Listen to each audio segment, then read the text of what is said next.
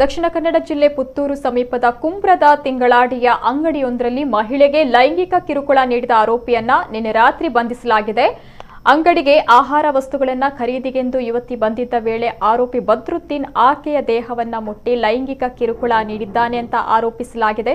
ಪುತ್ತೂರು ತಾಲೂಕಿನ ಕೆದಂಬಾಡಿ ಗ್ರಾಮದ ತಿಂಗಳಾಡಿಯಲ್ಲಿರುವಂತಹ super bazaar ಅಂಗಡಿಗೆ ಅಗತ್ಯ ವಸ್ತುಗಳನ್ನು ಖರೀದಿಸಲು ಹಿಂದೂ ಯುವತಿ ಬಂದಿದ್ರು. ಅವರು ಅಗತ್ಯ ವಸ್ತುಗಳನ್ನು ಖರೀದಿ ಮಾಡ್ತಿದ್ದಾಗ ಅಲ್ಲಿದ್ದ ಸೊರಕೆ ಸಮೀಪದ ನಿವಾಸಿ ಬದ್ರುದ್ದೀನ್ ಎಂಬಾತ ಆಕೆಯ ದೇಹವನ್ನ ಮುಟ್ಟಿ ಅಸಭ್ಯವಾಗಿ ವರ್ತಿಸಿದ್ದಾನೆ ಅಂತ ಆರೋಪಿಸಲಾಗಿದೆ. ಗಾಬರಿಗೊಂಡ ಯುವತಿ ಬೊಬ್ಬೆ ಹುಡಿತಾ ಇದ್ದಂತೆ ಬದ್ರುದ್ದೀನ್ ಅಲ್ಲಿಂದ ಓಡಿ ಹೋಗಿದ್ದಾನೆ. ವಿಷಯ ತಿಳಿದ ಹಿಂದೂ ಸಂಘಟನೆಯ ಕಾರ್ಯಕರ್ತರು ಅಂಗಡಿಯ ಮುಂದೆ ಜಮಾಯಿಸಿದ್ದಾರೆ. ಆರೋಪಿಯನ್ನ ಕೂಡಲೇ ಬಂಧಿಸುವಂತೆ ಆಗ್ರಹಿಸಿದ್ದು, ಬಂಧಿಸಿದ ಹೋದ್ರೆ ಪೇಟೆಯನ್ನ ಬಂದ್ ಮಾಡಲು ಕರೆ ನೀಡುವ ನಿರ್ಣಯವನ್ನ ಕೈಗೊಳ್ಳುತ್ತಾರೆ.